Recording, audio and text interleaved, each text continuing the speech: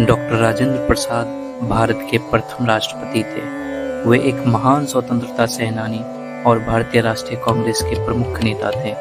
उन्होंने संविधान के निर्माण में भी महत्वपूर्ण योगदान दिया। डॉक्टर राजेंद्र प्रसाद का परिवार एक मध्यवर्गीय परिवार था। उनके पिता का नाम महादेव शाह और माता का नाम कमलेश्वरी देवी था। डॉक्टर राजेंद्र प्रसाद ने अपने भाई बहनों में सबसे छोटे थे। राजेंद्र प्रसाद के पिता महादेव शाह एक विद्वान और समाजसेवी थे। वे एक संस्कृत विद्वान थे। उन्होंने कई पुस्तकें लिखी। वे समाज सेवा के कार्यों में भी सक्रिय थे। राजेंद्र प्रसाद की माता कमलेश्वरी देवी एक धर्मपरायण महिला थी। वे अपने बच्चों को अच्छी परवरिश करने के लिए कड़ी मेहनत करती थी। इसके अलावा उनके परिवार में इनके 3 बड़े भाई और एक बहन थी। उनके बड़े भाई श्याम सुंदर प्रसाद, रामश्रय प्रसाद और विनोद कुमार प्रसाद थे। उनकी बड़ी बहन का नाम चंपा देवी था। राजेंद्र प्रसाद के परिवार में उनके जीवन में महत्वपूर्ण भूमिका निभाई। उनके माता पिता ने उन्हें एक अच्छी शिक्षा और संस्कार दिए। उनके बड़े भाई बहनों ने भी उनके जीवन में हमेशा उनका साथ दिया। राजेंद्र प्रसाद के परिवार से उन्हें एक मजबूत नैतिक आधार मिला। उन्होंने अपने परिवार से देशभक्ति और समाज सेवा की भावनाएं सीखी।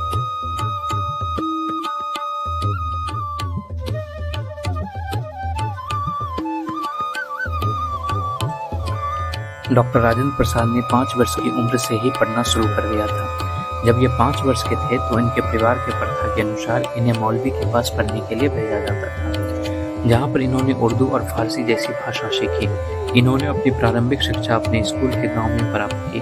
इसके बाद ये पटना के टी.के. घोष अकेडमी में जाने लगे और वहाँ से अपनी मैट्रिक की परीक्षा पास की। इसके बाद उन्होंने कलकत्ता यूनिवर्सिटी में दाखिला लेने के लिए प्रवेश परीक्षा दी। ये बचपन से ही पढ़ने में बहुत अच्छे थे। इसी कारण यूनिवर्सिटी की प्रवेश परीक्षा में इनके काफी अच्छे अंक आए। अच्छे अंक आने के कारण इन्हें यूनिवर्सिटी की तरफ से हर महीने 30 रुपए की स्कॉलरशिप मिलने लगी।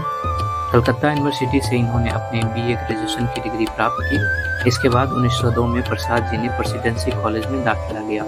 इस कॉलेज में इनके महान शिक्षकों में महान वैज्ञानिक जगदीश चंद्र बसु और माननीय प्रफुल्ल चंद्र राय थे। यहाँ पर ये विज्ञान को छोड़कर कला क्षेत्र से एमए की डिग्री प्राप्त की।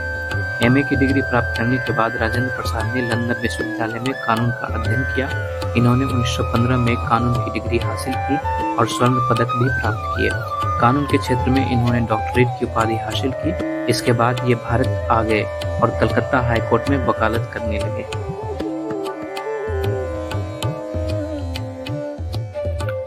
डॉक्टर राजेंद्र प्रसाद ने स्वतंत्रता संग्राम में अपना कदम 1915 के बाद रखा। जब ये कलकत्ता हाईकोर्ट में वकालत कर रहे थे, तभी इनके बड़े भाई महेंद्र प्रसाद ने इन्हें स्वदेशी आंदोलन में जुड़ने को कहा।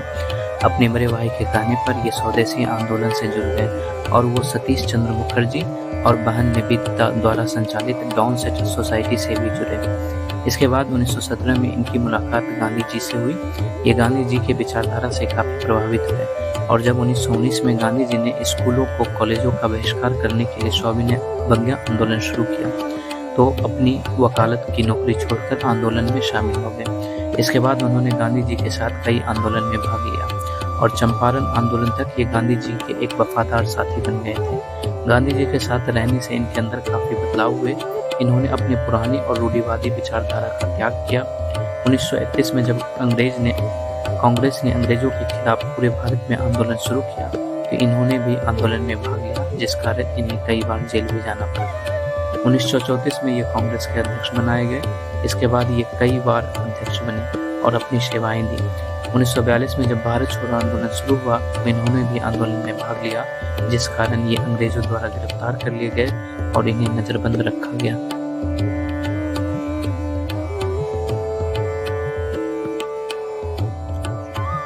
देश को आजादी मिलने से पहले ही संविधान सभा का गठन हो गया था, जिसके अध्यक्ष डॉक्टर राजेंद्र प्रसाद बनाए गए थे। और जब 15 अगस्त 1947 को देश आजाद हुआ, तो इन्होंने डॉक्टर भीमराव अम्बेडकर के साथ मिलकर संविधान निर्माण में एक महत्वपूर्ण भूमिका निभाई। इनके ऊपर संविधान का मसौदा तैयार करने की जिम्मेवारी थी। डॉक्टर राजेंद्र प्रसाद ने यह सुनिश्चित करने में महत्वपूर्ण भूमिका निभाई कि संविधान एक लोकतांत्रिक, धर्मनिरपेक्ष और समाजवादी दस्तावेज बने, जो सभी नागरिकों के मौलिक अधिकारों की रक्षा करे।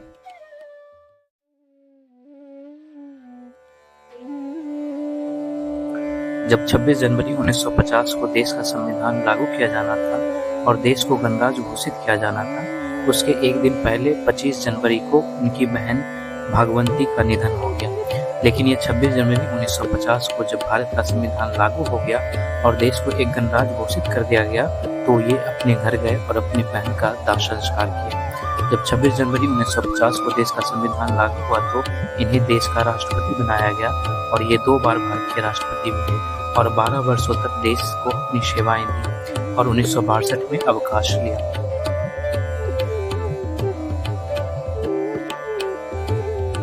डॉक्टर राजेंद्र प्रसाद को अपने जीवन काल में कई पुरस्कार और सम्मान प्राप्त हुए, जैसे कि भारत रत्न 1962 में, लंदन विश्वविद्यालय से मानद उपाधि 1948 में, काशी हिंदू विश्वविद्यालय से मानद उपाधि 1936 में, मुंबई विश्वविद्यालय से मानद उपाधि 1935 में, कलकत्ता विश्वविद्यालय से मानद उपाधि 1934 में, पटना विश्वविद्यालय से मानद उपाधि 1932 में, गांधी शांति पुरस्कार 1960 में। डॉक्टर राजेंद्र प्रसाद को भारत रत्न से सम्मानित किए जाने वाले पहले व्यक्ति थे। उन्होंने ये पुरस्कार उनके जीवन भर के योगदान और सेवाओं के लिए दिया गया था।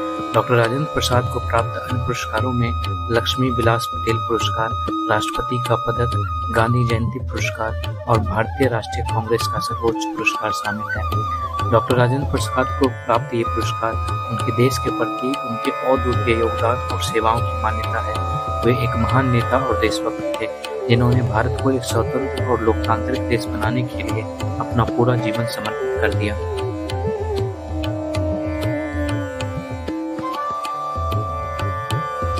डॉक्टर राजेंद्र प्रसाद का निधन 28 फरवरी 1963 को पटना में हुआ था।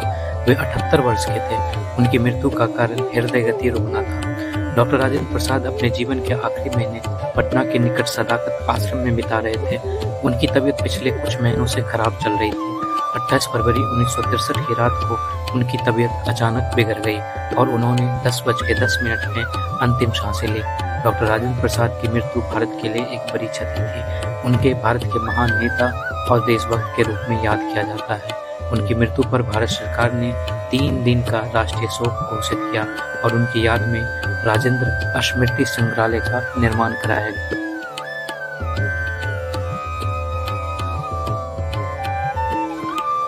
डॉक्टर राजेंद्र प्रसाद के कई प्रमुख रचनाएं हैं, क्योंकि वो एक कुशल लेखक भी थे। उन्होंने कई पुस्तक और लेखकों की रचना की, जैसे कि भारतीय राष्ट्रीय आंदोलन के इतिहास 1938, गांधीवाद 1946, हिंदू धर्म 1948, भारत का संविधान 1950, मेरे जीवन के चरण 1957, बापूजी के कदमों में 1959, मेरी यूरोप यात्रा 1960, संस्कृत का अध्ययन 1961, चंपारण में महात्मा गांधी 1963, खादी का अर्थशास्त्र 1964। डॉक्टर राजेंद्र प्रसाद की भाषा शैली सरल, सुबोध और व्यवहारिक है। उन्होंने अपनी रचनाओं में संस्कृत, उर्दू, अंग्रेजी और बिहारी भाषा के शब्दों का प्रयोग किया है। इन्होंने ग्रामीण कहावतों और ग्रामीण शब्दों का भी प्रयोग किया है। उनकी रचना में कहीं भी बनावटीपन का गंध नहीं आता है।